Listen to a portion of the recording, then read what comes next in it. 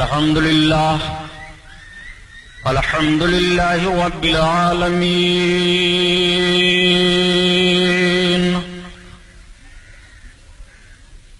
الصلاة والسلام على سيد المرسلين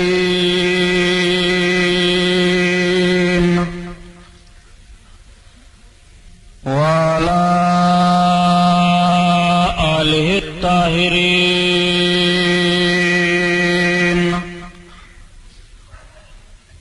وصحابه المطهرين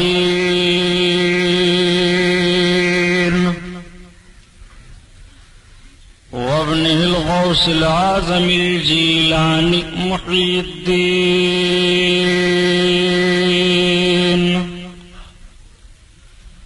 وأهل بيته أجمعين أما بعد فأعوذ بالله من الشيطان الرجيم بسم الله الرحمن الرحيم قال الله تعالى في القرآن العظيم والفرقان الحميد وتوبوا إلى الله جميعا أيها المؤمنون لعلكم تفلحون صدق الله البصير القدير وصدق رسوله الرشيد النذير والحمد لله رب العالمين.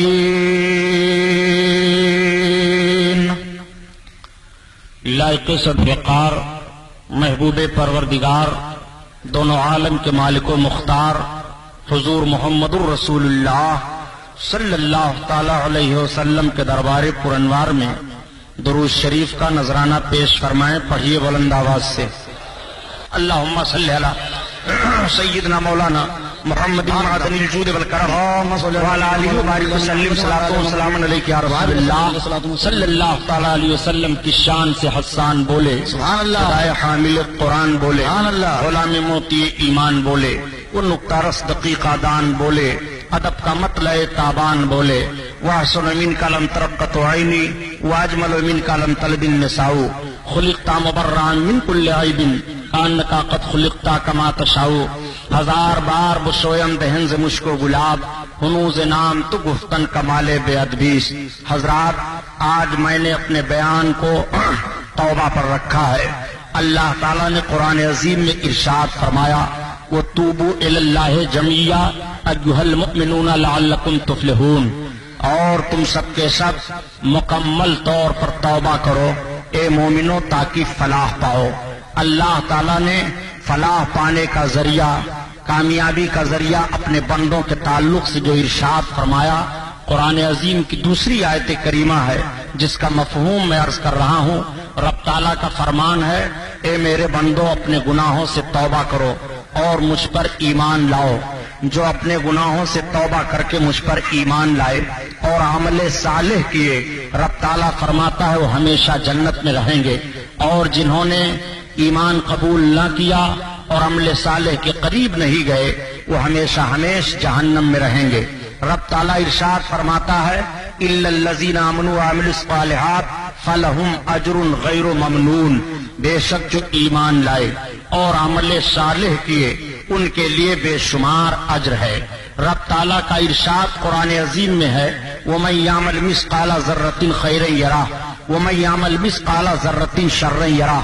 جو ذرہ برابر نیکی کرے گا وہ بھی دیکھے گا اور جو ذرہ برابر برائی کرے گا وہ بھی دیکھے گا. اب آپ غور فرمائیے اللہ کے حبیب صلی اللہ تعالی علیہ وسلم تشریف فرما ہیں.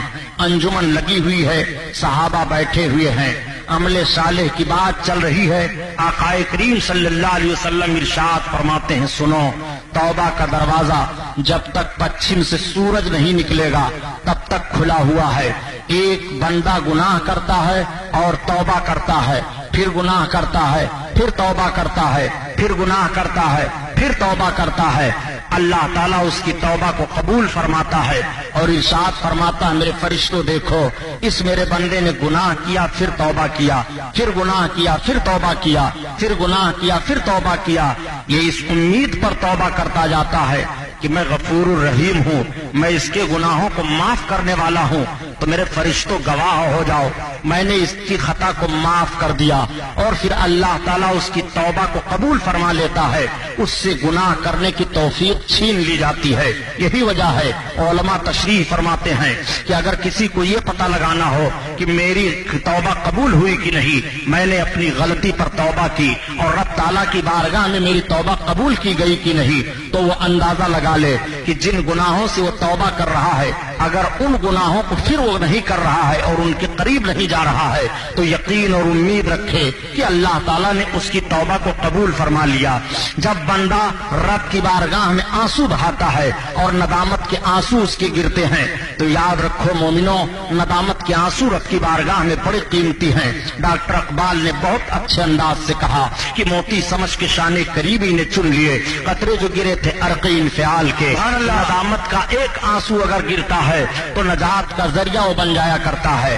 خوف الہی اور ندامت پر جو آنسو کے قطرے بہتے ہیں وہ گناہوں کو ایسے دھو دیتے ہیں، ایسے دھو دیتے ہیں گویا اس بندے نے گناہ نہیں کیا۔ حضرت موسیٰ پیغمبر علیہ الصلوۃ والتسلیم کے دور کا ایک بڑا بھاری مجرم تھا، اتنا جرم اس نے کیا تھا، اتنا جرم کیا تھا کہ اللہ تعالیٰ کا ارشاد ہوا، موسیٰ پیغمبر پورا شہر اس کی بنیاد پر تباہیوں کے دہانے پر جا رہا ہے، ہمارا قہر ان شہر والوں پر نازل ہوگا۔ حضرت موسیٰ پیغمبر علیہ السلام عرض کرتے ہیں، میرا مولا وہ تیرا کون سا بندہ ہے؟ رب تعالیٰ نے اس کی نشاندہی فرمائی۔ حضرت موسیٰ علیہ السلام اس کو اس شہر سے نکلوا دیتے ہیں جس آبادی میں وہ جا کر کے ٹھہرتا ہے۔ رب کا حکم ہوا، موسیٰ یہ آبادی بھی تباہ و برباد کر دی جائے گی، اس آبادی سے بھی اس کو نکالا جائے۔ چنانچہ اس کو آبادی سے بھی نکال دیا گیا۔ اتنا خاطی وہ تھا، اتنا پاپی تھا، اتنا گنہگار تھا۔ اب آپ اندازہ لگائیں کہ وہ کتنا بڑا گنہگار تھا کہ پیغمبر کے ذریعہ سے شہر سے نکالا جا رہا ہے۔ وہ کتنا بڑا گنہگار تھا کہ آبادی میں قیام کرتا ہے لیکن آبادی میں بھی اس کو نہیں رہنے دیا جاتا ہے۔ وہ ایک پہاڑ میں جاتا ہے اور پہاڑ کے کھوہ میں ایک غار میں پناہ اختیار کر لیتا ہے، وہیں پر وہ رہنے لگتا ہے۔ اچانک اس کی طبیعت خراب ہوئی، بیمار ہوا، ضعف و نقاہت کی بنیاد پر وہ اٹھ نہیں سکتا ہے۔ تب تک وہ رب کی بارگاہ میں رو پڑا، اے میرے مولا اس وقت مجھ جیسا مجبور کون ہے، مجھ جیسا پریشان کون ہے؟ اے پروردگار عالم میں کچھ بھی صحیح مگر تیرا بندہ ہوں۔ الہ العالمین میں نے بہت بڑی خطا کی ہے، پروردگار میں نے بہت بڑا گناہ کیا ہے، اگر تیری بارگاہ میں میری غلطی نہ معاف کی گئی تو کہاں معاف کی جائے گی؟ اے میرے پروردگار کاش میں غلطی نہ کیے ہوتا تو آج آبادی میں ہوتا، میرے بال بچے مجھے سہارا دیتے، میرے رشتہ اقارب کے لوگ مجھے سہارا دیتے۔ پروردگار عالم تو نے ہی فرمایا ہے کہ جب میرا بندہ مصیبت میں مجھے پکارتا ہے تو میں اس کی پکار کو سنتا ہوں۔ اے رحم الراحمین اب میں اپنے تمام گناہوں سے توبہ کر کے تیری بارگاہ میں پناہ طلب کر رہا ہوں۔ اے میرے مولا مجھے پناہ عطا فرما دے، پروردگار مجھے سہارا عطا فرما دے۔ وہ بندہ رو رہا ہے، زاروں قطار اس کے آنسو گر رہے ہیں، موتی سمجھ کے شان قریبی نے چن لیے۔ ڈاکٹر اقبال کا شعر اسی طرف اشارہ کرتا ہے، وہ بندہ روئے چلا جا رہا ہے، اتنا آنسو گر رہا ہے اس کا، اتنے آنسو گر رہے ہیں کہ زمین بھیگ جاتی ہے۔ اس نے اچانک دیکھا کہ اس کا باپ اس کے سامنے حاضر ہے، اس کی بیوی اس کے سامنے حاضر ہے، اس کے بچے اس کے سامنے حاضر ہیں۔ فرشتوں کو رب تعالیٰ نے متشکل فرما کر کے ان کی شکل میں بھیج دیا، اب اس کو وہ تسلی دے رہے ہیں اور اس کی تیمارداری کر رہے ہیں۔ جب اس کا انتقال ہوا تو رب تعالیٰ نے اس کو بخش دیا۔ حضرت موسیٰ پیغمبر علیہ السلام کو حکم ہوا، اے موسیٰ پیغمبر جاؤ، جس کو آبادی سے نکالا گیا تھا اور جس کو شہر سے نکالا گیا تھا، جاؤ اس کی تجہیز و تکفین کا انتظام کرو۔ حضرت موسیٰ علیہ السلام عرض کرتے ہیں، میرے پروردگار وہ تو اتنا بڑا گنہگار تھا کہ گناہوں کی بنیاد پر اس کو شہر سے نکالا گیا، گناہوں کی بنیاد پر اس کو آبادی سے بھی نکال دیا گیا۔ اے پروردگار عالم اس کی کون سی نیکی تیری بارگاہ میں پسند آ گئی؟ تو رب تعالیٰ کا حکم ہوا، اے موسیٰ پیغمبر وہ سیاہ کار و بدکار تو بہت تھا لیکن اے موسیٰ پیغمبر اس نے مجھ پر بھروسہ کر کے اور صرف مجھ پر بھروسہ کر کے مجھے یاد کرنا شروع کیا اور وہ اپنی خطاؤں سے معافی مانگ کر کے میری بارگاہ میں آنسو بہانا شروع کیا۔ اے موسیٰ میری بارگاہ میں ندامت کے آنسو بہت مقبول ہیں، میں نے اس کے آنسوؤں کو قبول فرما لیا ہے۔ حضرت موسیٰ پیغمبر علیہ السلام آتے ہیں اور اس کی تجہیز و تکفین کا انتظام کرتے ہیں۔ آپ ذرا دیکھو، کہنے کا مطلب یہ ہے کہ رب کی بارگاہ میں ندامت کے آنسو کتنے قیمتی ہیں، موتی سمجھ کے شان قریبی نے چن لیے، قطرے جو گرے تھے عرق انفعال کے، ندامت کے آنسو بڑے قیمتی ہوا کرتے ہیں۔ آئیے اب آپ ذرا اپنی زمین کو آپ ہموار کیجئے اور ذہن و فکر کو صاف کرتے ہوئے چلیے. آج سزائیں متعین ہیں, آج جرائم پر ہر سزا متعین کر دی گئی ہے. اگر کوئی حکومت کی بغاوت کرتا ہے تو اس کو دیش دروہی قرار دے کر کے ملک سے, شہر بدر سے کر دیا جاتا ہے, ملک سے نکال دیا جاتا ہے. اگر کوئی خلفشار مچانے کی کوشش کرتا ہے تو اس کے لیے بھی تعزیرات ہند کے دفعات ہیں, اور تعزیرات ہند کے دفعات میں وہ گرفتار کر لیا جاتا ہے. ہر جرم کی سزا متعین کر دی گئی ہے. لیکن اگر سزاؤں پر معافی مانگی جائے اور سزاؤں پر ندامت کے آنسو بہائے جائیں تو آج دنیا میں آپ ہر سزا پر معافی مانگ کر کے چھٹکارا حاصل نہیں کر سکتے ہو.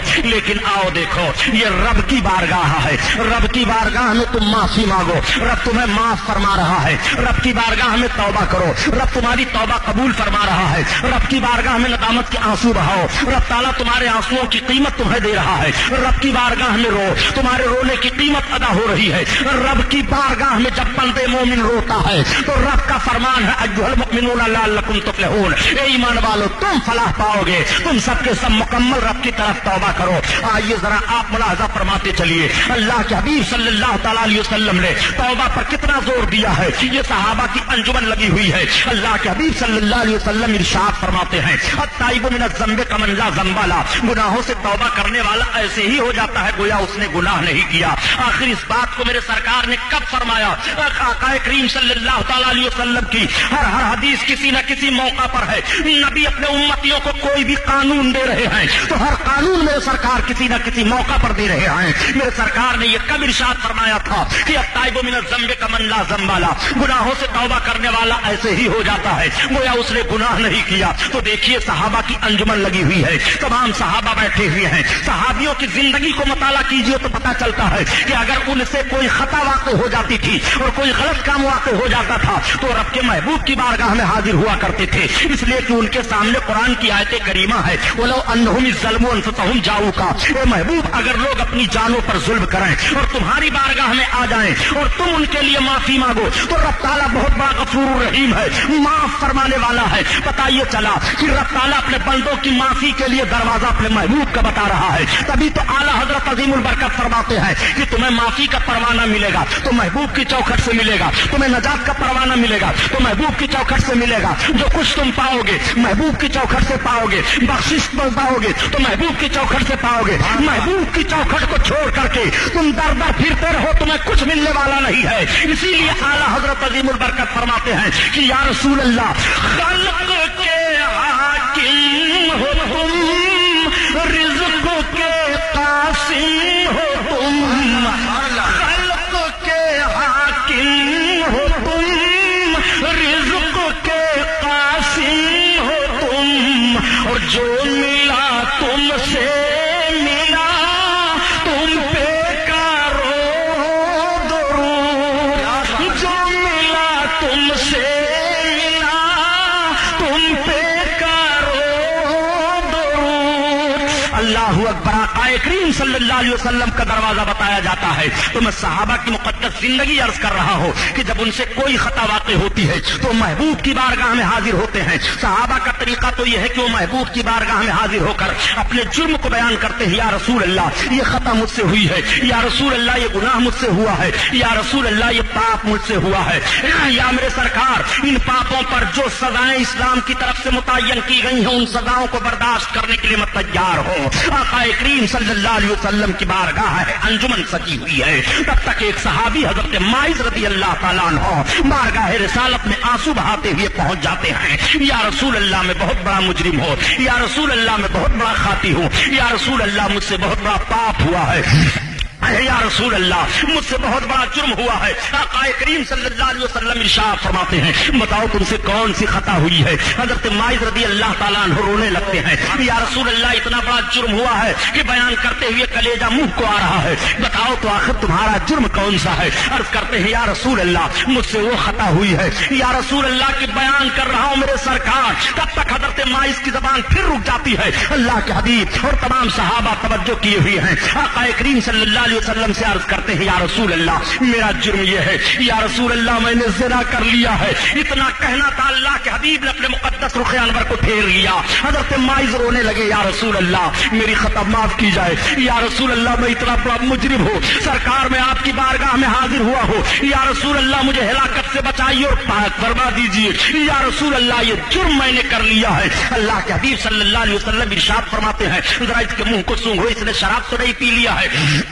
تمام صحابہ عرض کرتے ہیں یا رسول اللہ نہیں۔ وہ عرض کرتے ہیں یا رسول اللہ میں ہوش و حواس میں آپ کے سامنے اپنے جرم کا اقرار کر رہا ہوں، یا رسول اللہ میں نے شراب نہیں پیا ہے، یا رسول اللہ مجھ سے یہ خطا ہو گئی ہے سرکار، میں آپ کی بارگاہ میں معافی مانگنے کے لیے تیار ہوں۔ اے میرے سرکار اس جرم پر اسلام کے طریقے سے جو سزا مجھ پر عائد ہو رہی ہو میں سہنے کے لیے تیار ہوں۔ اللہ کے حبیب صلی اللہ تعالی علیہ وسلم اتمام حجت فرماتے ہیں، ذہن و فکر دینے کا مقصد یہ ہے مسلمانوں کہ آپ ذرا غور فرمائیے، یہ صحابی رسول ہیں، ان سے خطا ہو رہی ہے تو محبوب کی بارگاہ میں حاضر ہو کر کے یہ معافی مانگ رہے ہیں۔ ان کو مسجد میں بھی تو جانا چاہیے، ان کو جا کر کے سجدہ بھی تو کرنا چاہیے، لیکن نہیں، یہ اللہ کے حبیب کی بارگاہ میں پہلے حاضر ہو رہے ہیں کہ پہلے یہ جرم محبوب کی بارگاہ میں بیان کیا جائے اور اس پر آقا کریم صلی اللہ تعالی علیہ وسلم جو تعزیر فرمائیں گے وہ میں برداشت کرنے کے لیے تیار ہوں۔ اللہ کے حبیب کی بارگاہ میں حاضر ہیں۔ اللہ کے حبیب صلی اللہ تعالی علیہ وسلم نے صحابہ کو بلایا اور بلانے کے بعد ارشاد فرماتے ہیں دیکھو اقبالی مجرم ہے حضرت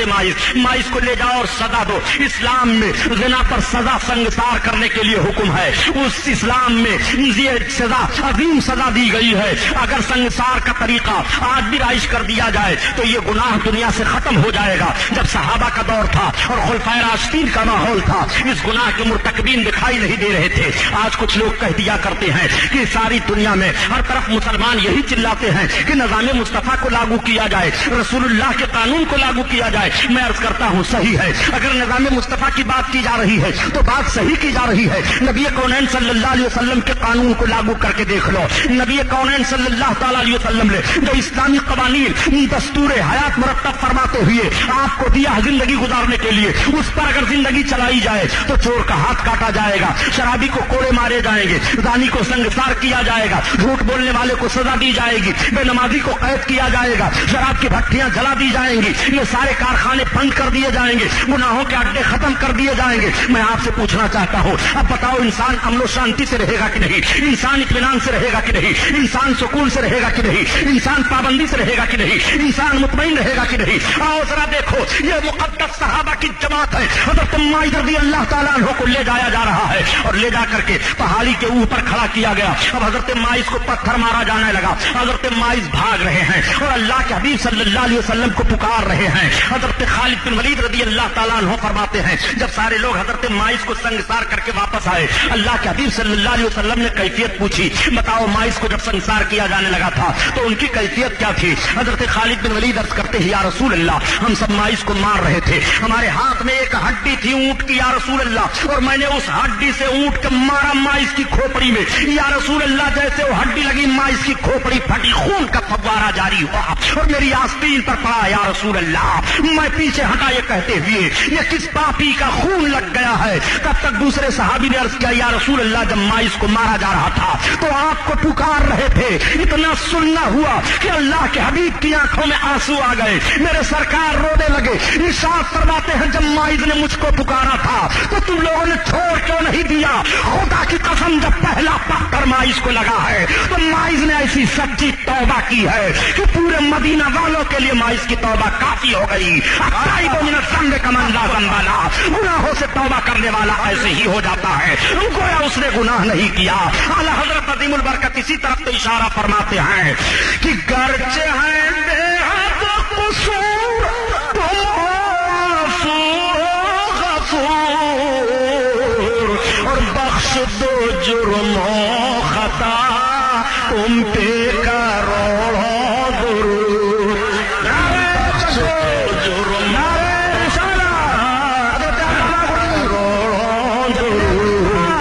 بخش دو جرم و خطا تم پہ کروڑوں درود۔ حضرت ماعز رضی اللہ تعالیٰ عنہ کی توبہ کا حال یہ ہے، وہ توبوا الی اللہ جمیعا ایھا المؤمنون لعلکم تفلحون، یہ ایمان والو تم فلاح پاؤ گے، مکمل طور پر رب کی بارگاہ میں توبہ کرو۔ آئیے آپ ذرا دیکھتے چلیے کیسے توبہ کا ماحول ہے، کس طرح سے صحابہ اپنے جرم پر اپنے آقا صلی اللہ علیہ وسلم کی بارگاہ میں حاضر ہو کر کے اور عرض کرتے ہیں یا رسول اللہ میری یہ خطا ہے، یا رسول اللہ میں نے یہ گناہ کیا ہے۔ دیکھو پیارے، جب انسان پیدا ہوتا ہے تو اس کا دل صاف و شفاف ہوتا ہے، آئینے کی طرح سے چمکتا ہے، لیکن جب اس سے خطا ہوتی ہے تو اس کے دل پر ایک دھبا پڑ جاتا ہے، پھر خطا ہوتی ہے، پھر وہ داغ بڑھتا ہے، پھر خطا ہوتی ہے، پھر داغ بڑھتا ہے، پھر خطا ہوتی ہے، پھر داغ بڑھتا ہے، اس کے پورے دل کو وہ گھیرے میں لے لیتا ہے، اور جب بڑھتے بڑھتے وہ داغ پورے دل کو گھیرے میں لے لیتا ہے، اس پر چمک نہیں رہ جاتی ہے، تو اب اس کی طبیعت نیکیوں کی طرف نہیں لگتی ہے، اس کی طبیعت ہمہ وقت برائیوں کی طرف جاتی ہے۔ اگر وہ نیکیوں کی طرف اپنے قدم کو بڑھائے تو اس کا دل مزمحل ہو جاتا ہے، اس کا چہرہ اداس ہو جاتا ہے، اس کی روحانیت مر چکی ہوتی ہے، اس کے اندر روح تو ہوتی ہے مگر روحانیت نہیں رہ جاتی ہے۔ یہ دل تمہارا جو تھا صاف و شفاف آئینہ تھا۔ اور ایک بات عرض کروں، انسان اگر غور کر لے کہ رب تعالیٰ نے آخر اس کے دل کو کس لیے پیدا کیا ہے، آنکھوں کو پیدا کیا دیکھنے کے لیے، زبان کو پیدا کیا چکھنے کے لیے، ناک کو پیدا کیا سونگھنے کے لیے، اعضاء کو پیدا کیا، سارے اعضاء کام میں لگے ہوئے ہیں، مگر دل کو کس لیے پیدا کیا ہے؟ تو اہل عرفان فرماتے ہیں کہ اللہ تعالیٰ نے دل کو اپنے لیے پیدا کیا ہے۔ اے میرے بندے، اپنے تمام اعضاء سے تو اپنے کام لیتا رہا، مگر دل میں مجھے تو اپنا میرا خوف رکھے رہا اور دل میں مجھے یاد کرتا رہا۔ رب تعالیٰ نے اپنے لیے دل کو پیدا کیا ہے، اسی لیے اللہ کے حبیب ارشاد فرماتے ہیں کہ قلب المومن عرش اللہ، مومن کا قلب عرش الہی ہے۔ اب آپ ذرا غور فرمائیے، آپ مومن ہیں تو آپ کے قلب کو اللہ کے حبیب ارشاد فرماتے ہیں کہ مومن کا قلب عرش الہی ہے۔ مومن کے قلب پر اللہ کے جلوے کا عرفان نازل ہوتا ہے، اسی لیے اس کو عارف کہا جاتا ہے۔ اور جب عرفان کا نزول ہوا، وہ عارف کہا جانے لگا، تو اب اپنی نگاہ سے وہی نہیں دیکھتا ہے بلکہ اس کی نگاہ بہت کچھ دیکھتی ہے۔ وہ یہاں بیٹھا رہتا ہے اور کائنات کے ذرے ذرے پر اس کی نگاہ ہوتی ہے، اس لیے کہ اسے عرفان کی منزل مل گئی ہے۔ اسی لیے اللہ کے حبیب ارشاد فرماتے ہیں کہ من عرف نفسہ فقد عرف ربہ، جس نے اپنے آپ کو پہچان لیا، اس نے اپنے رب کو پہچان لیا۔ تو سب سے پہلے تمہیں ضروری ہے کہ اپنے دل کو پہچانو، سب سے پہلے ضروری ہے کہ اپنے قلب کو پہچانو، سب سے پہلے ضروری ہے کہ اپنے نفس کو پہچانو۔ آج بات ہو رہی ہے قلب و روح کی صفائی کی، پیارے روحانیت مر گئی ہے اور روح آپ کے اندر موجود ہے، آپ کا دل سیاہ ہو گیا ہے۔ اسی لیے نہ تلاوت قرآن میں طبیعت لگ رہی ہے، نہ نماز پڑھنے میں طبیعت لگ رہی ہے، نہ ذکر اللہ میں طبیعت لگ رہی ہے، نہ مسجد کی طرف جانے میں طبیعت لگ رہی ہے، نہ خانقاہوں میں بیٹھنے میں طبیعت لگ رہی ہے، نہ علماء کی مجلس اچھی لگ رہی ہے، نہ دین کی باتیں اچھی لگ رہی ہے، اس لیے کہ روحانیت مر چکی ہے اور آپ کا مکمل دل سیاہ ہو چکا ہے۔ لیکن وہی بندہ جب کوشش کر کے نیکی کی طرف جاتا ہے اور توبہ کر لیتا ہے اپنی خطاؤں سے اور رب کو یاد کرنے لگتا ہے، تو وہی دھبا اس کا ختم ہونا شروع ہوتا ہے، آہستہ آہستہ صاف ہونا شروع ہوتا ہے۔ اور جب اس کے دل کا دھبا صاف ہو جاتا ہے تو پھر اس کا قلب ہو جاتا ہے۔ اب ایسے ہی قلب کے تعلق سے ارشاد رسول ہے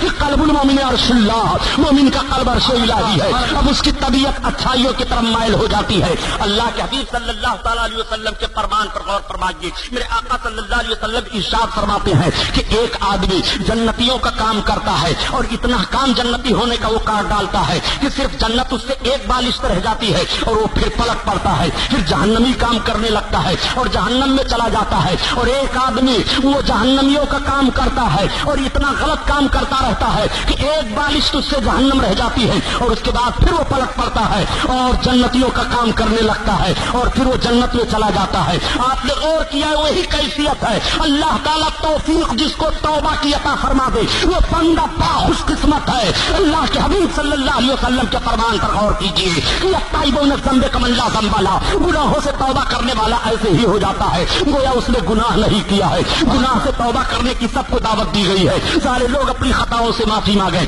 سب اپنی خطاؤں سے توبہ کریں۔ ہر زمانے میں ہر رسول اور ہر پیغمبر کے امتیوں کو یہ حکم آتا تھا کہ اپنے اپنے امتیوں کو توبہ کرنے کا حکم دو۔ چنانچہ حضرت موسیٰ پیغمبر علیہ السلام ہی کا دور ہے، قحط پڑ گیا، بارش نہیں ہو رہی تھی۔ حضرت موسیٰ علیہ الصلوۃ والتسلیم نے سارے لوگوں کو اکٹھا کیا اور اکٹھا کرنے کے بعد وہ دعا مانگنے لگے، مگر دعا قبول نہیں ہو رہی ہے۔ رب کی بارگاہ میں عرض کرتے ہیں میرے مولا بارش نہیں ہو رہی ہے، دعا قبول نہیں ہو رہی ہے۔ اللہ تعالیٰ کا ارشاد ہوا، اے موسیٰ پیغمبر تمہاری دعا کیسے قبول کی جائے؟ تمہاری مجلس میں ایک چغل خور بیٹھا ہوا ہے، وہ چغلی کیا کرتا ہے۔ اب آپ ذرا غور فرمائیے، پیغمبر دعا مانگ رہے ہیں اور محفل میں چغل خور بیٹھا ہوا ہے، دعا قبول نہیں ہو رہی ہے۔ پتہ یہ چلا پیارے کی چغل خوری بہت بڑا جرم ہے، چغلی کرنا اتنا بڑا جرم ہے، اتنا بڑا جرم ہے کہ چغل خور کو قبر میں عذاب دیا جاتا ہے۔ آج لوگ چغل خوری کو معمولی گناہ سمجھتے ہیں اور ایک دوسرے کی بات ایک دوسرے تک پہنچا کر کے لگائی پسائی کرنے میں کوئی دریغ نہیں کرتے ہیں۔ ہر مکتب فکر اور ہر مذہب میں چغل خوری کو برا قرار دیا گیا ہے، اور چغل خوری اتنا بڑا گناہ ہے پیارے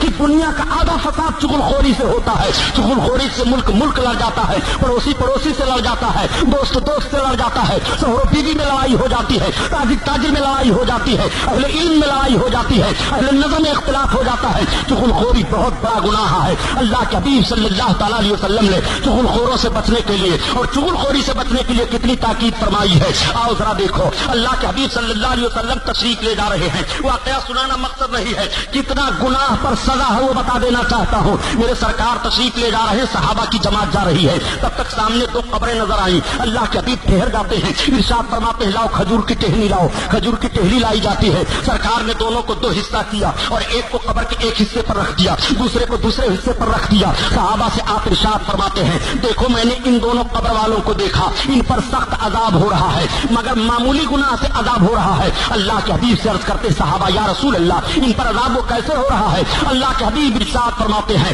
ایک تو ہے جو چغل خوری سے نہیں بچتا تھا، اس کو عذاب دیا جا رہا ہے، اور